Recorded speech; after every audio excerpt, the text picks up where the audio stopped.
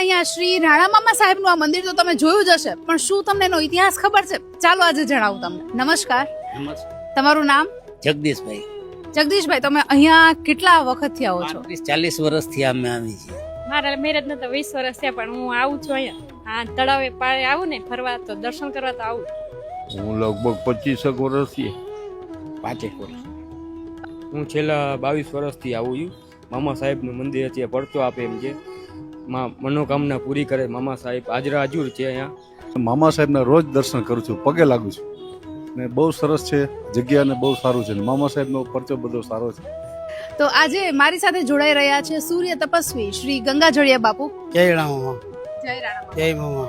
હવે આજે બાપુ અહીંયા અન્નકૂટનો જે દર્શન ને આખું જે કાર્યક્રમ છે એમના વિશે થોડું જાણવું છે. હા, જામનગર પહેલા તો જામનગરની ઉત્પત્તિ ખીજડેથી, જામનગરનો વસવાટ ખીજડેથી, સસ્તું પુત્ર રાવળ જામે જામનગર એમાંનો ખીજડો છે. આ રણમત જે તળાવ ખોદાયણું તે પહેલાનો ખીજડો છે, એટલે 400 વર્ષ પહેલાનો જૂનો ખીજડો છે.